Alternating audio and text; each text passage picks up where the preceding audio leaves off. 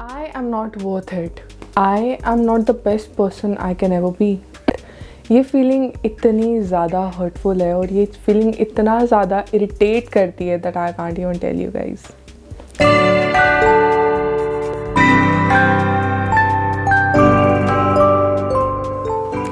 Hi guys, my name is Ayushi and welcome back to my channel. This is another episode of To Anyone series. So, कितनी बार ऐसा हुआ आपके साथ कि आपने कोई काम कर दिया है जो आपको नहीं करना चाहिए था and now the guilt is hitting and it's hitting hard.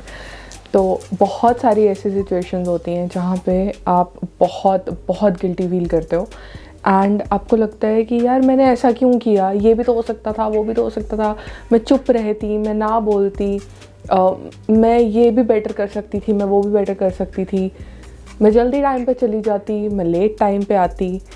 And there are moments जहाँ पे हम इतना गिल्टी फील करते हैं दैट हम उसी चीज़ में एब्जॉर्ब हो जाते हैं बहुत दिन.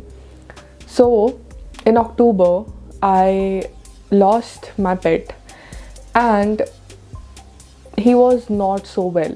He met with an accident and after 3-4 days we lost him.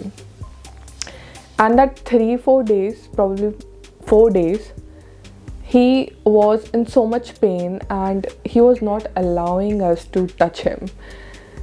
मतलब इतना हम इतना कोशिश कर रहे थे कि हम डॉक्टर्स को बुलाएं, but it was a Sunday, then next day the doctor was not available. Like it was so much chaos that like वो 4 दिन like इतना disturbing रहा that हमें पता ही नहीं चला कि when we lost him. And it was just in a fraction of 5 minutes that my brother called and we were just 5 minutes away and he called that like he's no more. And when he said that, like I can't even tell you guys the amount of guilt that hit me. And I know I was not the only one person जिसको ये guilt हो रही थी. I think मेरी पूरी family को ये guilt हो रही थी. And it is not just when you lose someone. I think when you lose someone तब गिल्ट ज़्यादा हिट होती है. हमें लगता है हम ये भी तो कर सकते थे, हम वो भी तो कर सकते थे, हम शाम को भी तो डॉक्टर को बुला सकते थे, हम थोड़ी जल्दी भी तो आ सकते थे, हमने लेट क्यों किया, हमने ये क्यों किया, हमने वो क्यों किया. like it's so, the pain is there but the guilt is definitely there. So it is so heartbreaking that I can't I can't even speak about it right now. But the point is that when you are dealing with guilt, it's so important to acknowledge that some things are not in your hand and not in your control. अगर जो चीज़ वही हो जाता है कि कभी कभी हम उसी चीज़ पे कट डाउन करके आ जाते हैं कि जो चीज़ होनी है वो होनी ही है, no matter what. Like it's already written that this thing has to happen. और आप उस चीज़ को नहीं कंट्रोल कर सकते, आप कुछ चीज़ों को नहीं ट्वीक कर सकते.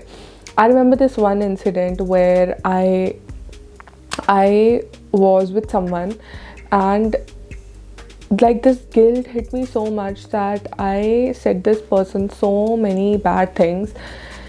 And just जब मैंने वो सब चीज़ें टाइप की and जब मैंने सेंड कर दिया, the guilt hit me so much. I was like, you are not this person, you are not this person, why did you write it? And it was a text message and I could not unsend it. And I was like, why did I just like write it? And again that guilt hit.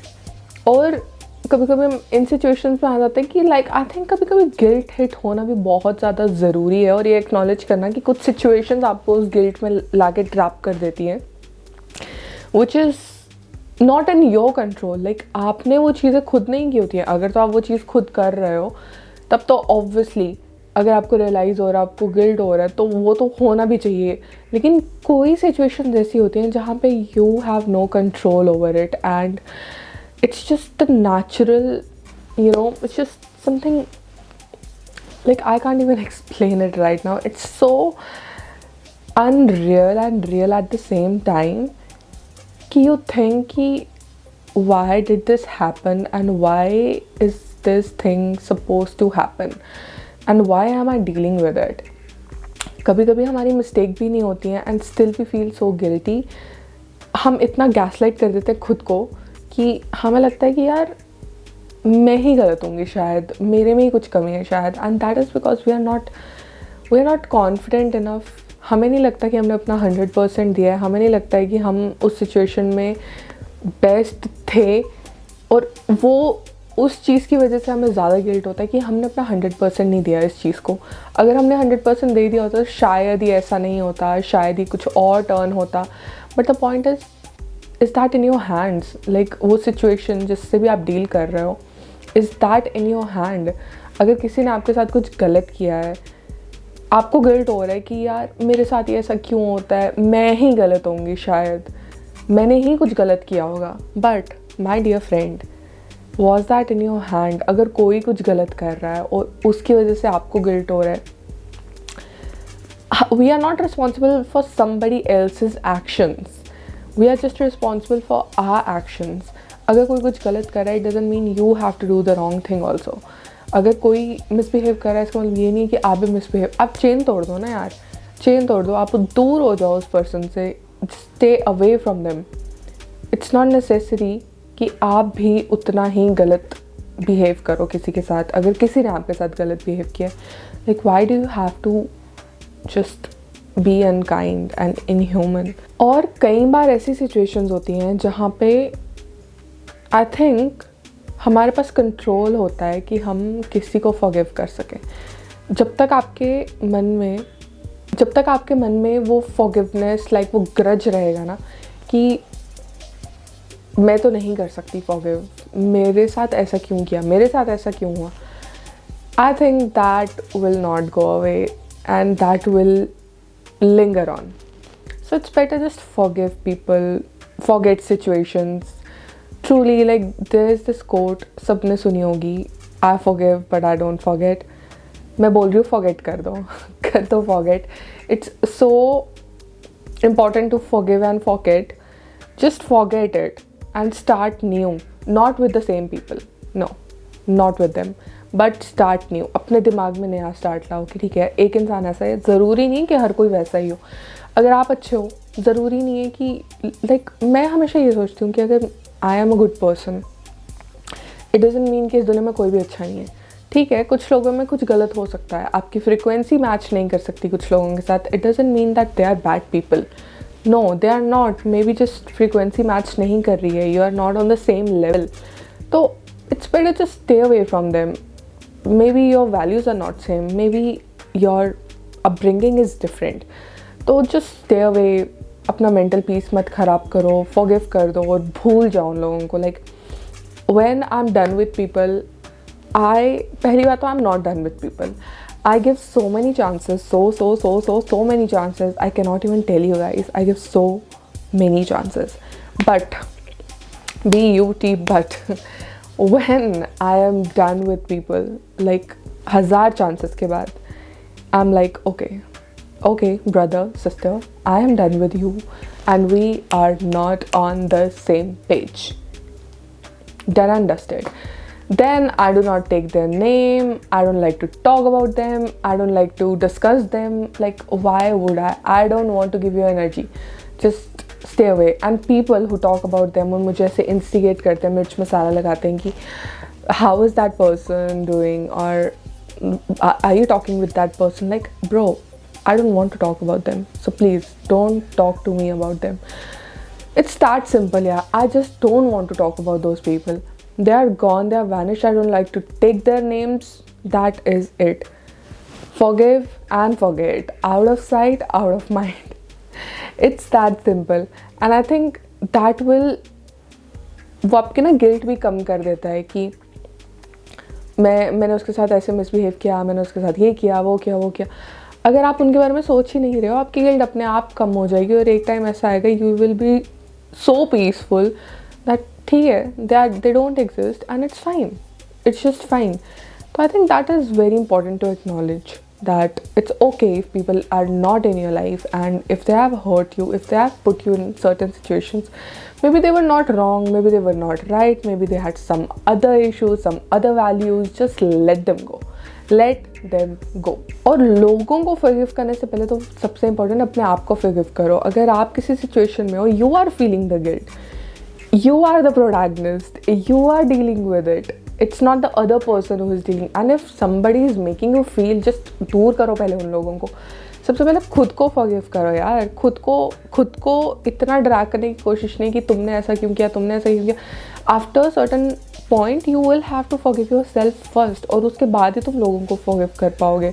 Like there were situations जहाँ पे I was not in a very good phase. I was like मेरी ही गलती है, मैंने ऐसा क्यों किया, मैंने ये डिसीजन क्यों लिया, मैंने ये like I was so stupid.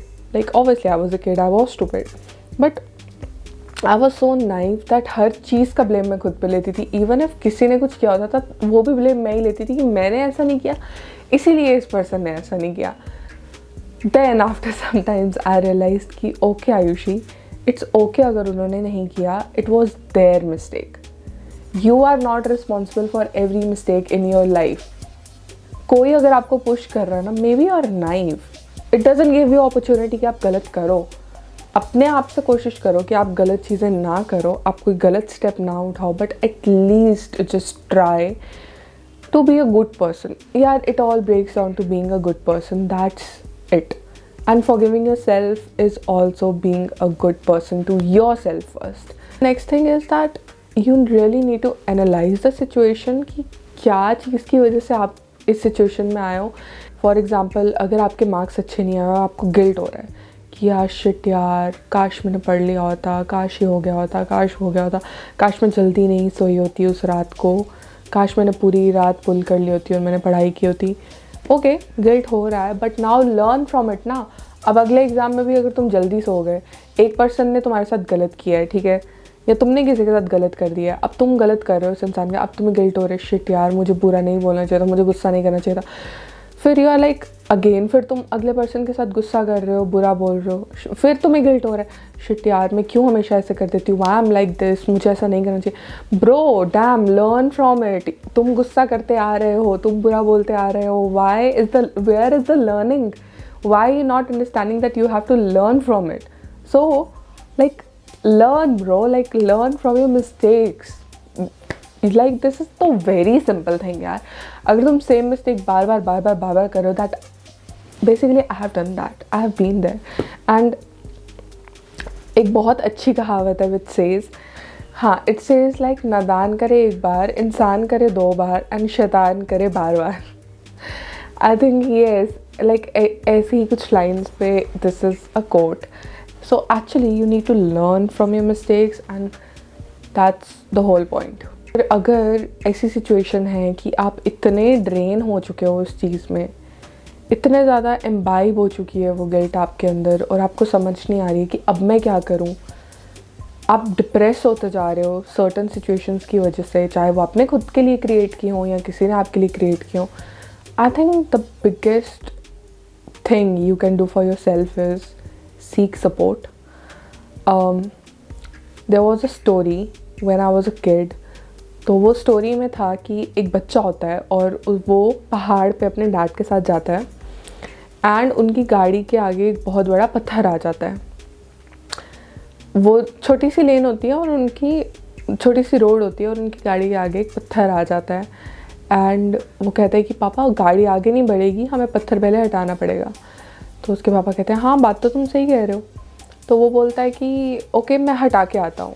सो वो इतना बड़ा बच्चा नहीं होता है, ऐसा लगा लो कि 9-10 ईयर्स का बच्चा होगा, 12 ईयर्स लगा लो. तो वो जाता है और वो उस पत्थर को हटाने की कोशिश करता है. अब जब वो पत्थर हटा रहा होता है तो ऑब्वियसली 10-12 ईयर्स का बच्चा इतना बड़ा पत्थर कैसे हटा पाएगा. तो he tries a lot, he pushes the stone, but he is not able to do that. अब उसके फादर वहाँ आके बाहर खड़े हो जाते हैं, एंड ही सेज कि उसके पापा बोलते हैं कि हो नहीं रहा है क्या. तो he says no, I am trying my best, I am giving my 100%, just let me do it. And his father is like okay give your 100%. And he keeps on pushing that stone, but he can hardly move it. थोड़ा बहुत पत्थर हिलता है but completely नहीं हिलता है. And then he's like, I'm just not able to do it. Then his father says that you can ask help from me. And he's like, yeah, I can ask help from you. And then उसके पापा उसे बोलते हैं, you give your 100% when you seek help. Although उसको पता था उसके पापा वहाँ पे खड़े हैं, he can help you. उसके पापा ऐसे खड़े हुए हैं आराम से and he can help the child. But the child is not asking for help.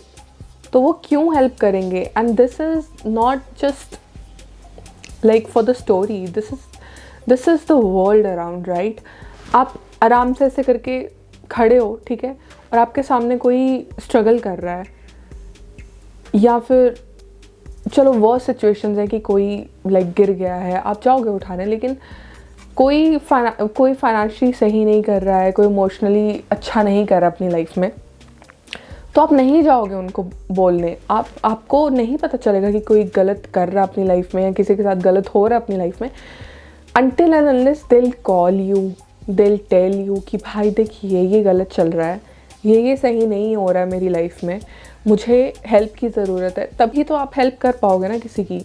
अगर कोई बोलेगा ही नहीं कि हाँ मुझे हेल्प की ज़रूरत है, ब्रो कैसे पता चलेगा? लोग तांत्रिक थोड़ी ना बैठे हैं कि उनको अंदर बैठे ही पता चल जाएगा कि हाँ यार इसके साथ गलत चल रहा है, मुझे इसकी हेल्प करनी चाहिए. There are so many people who are ready to help, although there are so many people who do not like to help. वो एक बचपन में हम हिंदी में लिटरेचर में पढ़ते थे ना कि देने वाले हाथ बहुत है पर लेने वालों की कमी है. It was let me see which poem says रास्ते में बहुत सारे दानवीर खड़े हैं बट लेने वालों की कमी है. It's a Hindi poem. Which poem and what are the exact lines? Alright guys, मुझे लाइन्स नहीं मिल रही हैं but you get the point. Okay, बहुत सारे लोग हैं रेडी हेल्प करने के लिए बट लेने वालों की कमी है. So just ask for help, seek help and that is it.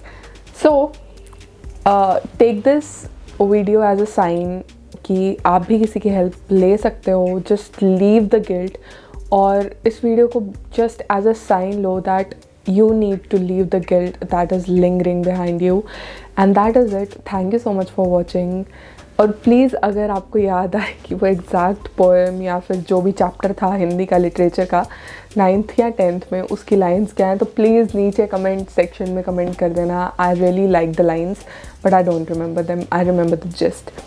So thank you so much for watching and take care, stay positive. Bye.